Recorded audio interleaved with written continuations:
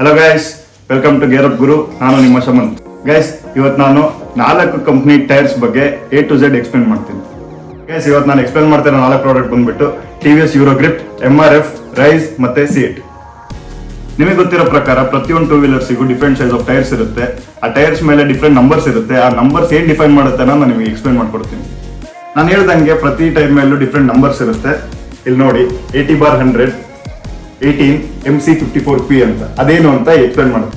80/100 ಅಂದ್ರೆ 80 ಅಂದ್ರೆ ಇದ್ರ ವಿಡ್ತ್, 100 ಅಂದ್ರೆ ಇದ್ರ ಸೈಡ್ ವಾಲ್, 18 ಅಂತ ಇತ್ತಲ್ಲ, 18 ಅಂದ್ರೆ ಟೈರ್ದು ಡಯಾಮೀಟರ್, MC ಅಂತ ಅಂದ್ರೆ MC ರೆಪ್ರೆಸೆಂಟ್ಸ್ ಮೋಟರ್ ಸೈಕಲ್ ಅಂತ, 54 ಅಂದ್ರೆ ಈ ಟೈರ್ ಎಷ್ಟು ನಿಮ್ದು ವೆಯ್ಟ್ ಲೋಡ್ ನ ತಡೆಯುತ್ತೆ ಅನ್ನೋದೊಂದು ಕೋಡ್ ವರ್ಡ್. 54 ಅಂದ್ರೆ ಇದ್ರಲ್ಲಿ ಕೊಟ್ಟಿರೋ ಪ್ರಕಾರ 212 kg ತನಕ ಈ ಟೈರ್ ವೆಯ್ಟ್ ತಡೆಯುತ್ತೆ. P ಅಂತ ಅಂದ್ರೆ ಅದರದ್ದು ಮ್ಯಾಕ್ಸಿಮಮ್ ಸ್ಪೀಡ್.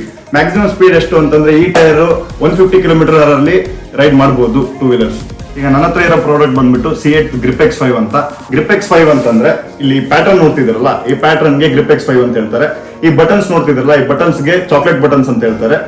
ಸಿಎಟ್ ಒಳ್ಳೆ ಒಂದು ಪ್ಲಸ್ ಪಾಯಿಂಟ್ ಅಂತ ಹೇಳಿದ್ರೆ, ನೀವು ಊರಲ್ಲಾದ್ರೂ ಆಗ್ಲಿ ಸಿಟಿಯಲ್ಲಾದ್ರೂ ಆಗ್ಲಿ ಯಾವುದೇ ರೋಡಲ್ಲಿ ಅಡ್ಡಾಡಿದ್ರು ರೋಡ್ ಗ್ರಿಪ್ ಮಾತ್ರ ಬಹಳ ಚೆನ್ನಾಗಿರುತ್ತೆ, ಬಹಳ ಕಂಫರ್ಟ್ ಇರುತ್ತೆ.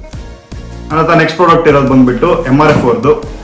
ಈ ಟೈರ್ದು ಮಾಡೆಲ್ ಏನಪ್ಪಾ ಅಂತಂದ್ರೆ ನೈಲಾನ್ ಗ್ರಿಪ್ ಪ್ಲಸ್ ಅಂತ. ನೈಲಾನ್ ಗ್ರಿಪ್ ಪ್ಲಸ್ ಅಂತಂದ್ರೆ ನಿಮಗೆ ಈ ಪ್ಯಾಟರ್ನ್ ಸಿಗುತ್ತೆ. ಇಂಡಿಯಾದಲ್ಲಿ ಯಾವುದೇ ರೋಡಲ್ಲೂ ನೀವು ಕಂಫರ್ಟ್ ಆಗಿ ಗಾಡಿ ಓಡಿಸ್ಬೇಕು ಅಂದ್ರೆ ಈ ಟೈರ್ ಬಹಳ ಬೆಸ್ಟ್. ಮತ್ತೆ ನೀವು ಯಾವುದೇ ಶೋರೂಮ್ ಅಲ್ಲಿ ನೀವು ಯಾವುದೇ ಗಾಡಿ ತಗೊಂಡ್ರು ಸ್ಟಾಕ್ ಅಲ್ಲಿ ನಿಮಗೆ ಇದೇ ಟೈರ್. MRF ಅವ್ರ ಬಗ್ಗೆ ಎಕ್ಸ್ಟ್ರಾ ಎಕ್ಸ್ಪ್ಲೇನ್ ಮಾಡಬೇಕು ಅನ್ನೋ ನೆಸೆಸಿಟಿ ಇಲ್ಲ ಅನ್ಕೊಂತೀನಿ. ಯಾಕಂತಂದ್ರೆ ಇದು India's one of the oldest manufacturing company ಟೈರ್ಸ್ದು.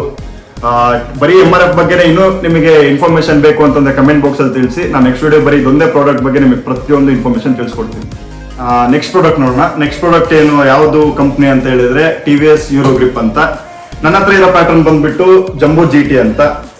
ಈ ಟೈರ್ದು ಈ ಪ್ಯಾಟರ್ನ್ ಗೆ ಜಂಬೋ GT ಅಂತ ಹೇಳ್ತೀವಿ. ಈ ಟೈರ್ದು ಥಿಕ್ನೆಸ್ ಬಹಳ ಚೆನ್ನಾಗಿದೆ. ಈ ಬಟನ್ಸ್ ಅಲ್ಲಿ ಎಕ್ಸ್ಟ್ರಾ ರಬ್ಬರ್ ಕೊಟ್ಟಿರೋದ್ರಿಂದ ನಿಮ್ದು ಈಸಿಯಾಗಿ ಪಂಚರ್ಸ್ ಆಗೋದಿಲ್ಲ, ಸ್ಕಿಡ್ ಆಗೋದಿಲ್ಲ. ನೀವು ರಫ್ಯೂಸ್ಗೆ ಹೋಗ್ಬೇಕು, ನಿಮ್ದು ಗಾಡಿ ಯಾವಾಗ್ಲೂ ರಫ್ಯೂಸ್ ಇರುತ್ತೆ, ಹೆವಿ ಲೋಡ್ ಇರುತ್ತೆ ಅಂತಂದ್ರೆ ಈ tyre good choice. Next product ಬಂದ್ಬಿಟ್ಟು ನ್ಯೂಲಿ ಲಾಂಚ್ ರೈಸ್ ಅವರ 6 ಲೇಯರ್ ನೈಲಾನ್ ಟೈರ್. ಇದ್ರ ಮಾಡೆಲ್ ಬಂದ್ಬಿಟ್ಟು 2R31 ಅಂತ.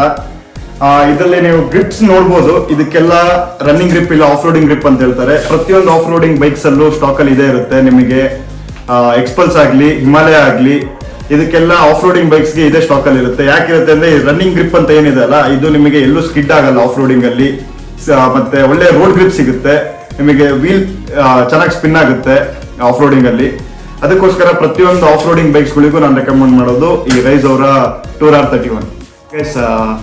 ನಾನು ನೋಡಿರೋ ಪ್ರಕಾರ ನನ್ನ ಫ್ರೆಂಡ್ ಸರ್ಕಲ್ ಅಲ್ಲಿ, ಫ್ಯಾಮಿಲೀಸ್ ಅಲ್ಲಿ ಅವ್ರ ಗಾಡಿದು ಟೈರ್ಸ್ ನ ಹೆಂಗೆ ಮೇಂಟೈನ್ ಮಾಡಬೇಕು ಅನ್ನೋ ಕನ್ಫ್ಯೂಷನ್ ಇರುತ್ತೆ. ಅದಕ್ಕೆ ನಾನು ಒಂದು ಸ್ವಲ್ಪ ಬೇಸಿಕ್ ಟಿಪ್ಸ್ ಕೊಡ್ತೀನಿ.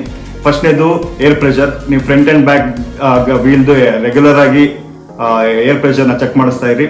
ಸೆಕೆಂಡ್ ಬಂದ್ಬಿಟ್ಟು wheel alignment and balancing. Wheel alignment and balancing ಇಲ್ಲ ಅಂತಂದ್ರೆ ವೀಲ್ ಒನ್ ಸೈಡ್ ಆಗಿ ವೇರ್ ಅಂಡ್ ಟೈರ್ ಜಾಸ್ತಿ ಆಗುತ್ತೆ. ಥರ್ಡ್ ಬಂದ್ಬಿಟ್ಟು ಲೋಡ್. ಪ್ರತಿಯೊಂದು ಟೈರಿಗೂ ಅದರದೇ ಆದಂತ ಒಂದು ಲೋಡ್ ಗೇಜ್ ಇರುತ್ತೆ. ಅದನ್ನ ಮೀರಿ ನೀವೇನಾದ್ರು ಲೋಡ್ ಹಾಕಿ ರೆಗ್ಯುಲರ್ ಆಗಿ ಯೂಸ್ ಮಾಡ್ತಾ ಇದ್ರೆ ಟೈರ್ದು ಬರ್ಸ್ಟ್ ಆಗೋ ಚಾನ್ಸಸ್ ಇರುತ್ತೆ, ಮತ್ತೆ ಥ್ರೆಡ್ ಕೀಳೋ ಚಾನ್ಸಸ್ ಇರುತ್ತೆ. ಈ ಬೇಸಿಕ್ ಚೆಕ್ಸ್ ನೀವು ಮಾಡ್ತಾ ಇದ್ರೆ ನಿಮ್ದು ಟೈರ್ದು ಲೈಫ್ ತುಂಬಾ ಚೆನ್ನಾಗಿರುತ್ತೆ. ನಿಮಗೆ ಏನಾದ್ರು ಇನ್ನೂ ಇನ್ಫಾರ್ಮೇಶನ್ಸ್ ಬೇಕಿದ್ರೆ ಆಟೋಮೊಬೈಲ್ಸ್ ಬಗ್ಗೆ ಅಥವಾ ಏನಾದ್ರು ಸ್ಪೆಸಿಫಿಕ್ ಪ್ರಾಡಕ್ಟ್ಸ್ ಬಗ್ಗೆ ಎಕ್ಸ್ಟ್ರಾ ಇನ್ಫಾರ್ಮೇಶನ್ ಬೇಕಿದ್ರೆ ಆಮೇಲೆ ಕಮೆಂಟ್ ಬಾಕ್ಸ್ ಅಲ್ಲಿ ತಿಳಿಸಿ. ಈ ವಿಡಿಯೋ ಇನ್ಫಾರ್ಮೇಟಿವ್ ಇದ್ದಲ್ಲಿ, ನಿಮ್ಗೆ ಇಷ್ಟ ಆದಲ್ಲಿ ದಯವಿಟ್ಟು like, share and subscribe. Signing off gear up Guru.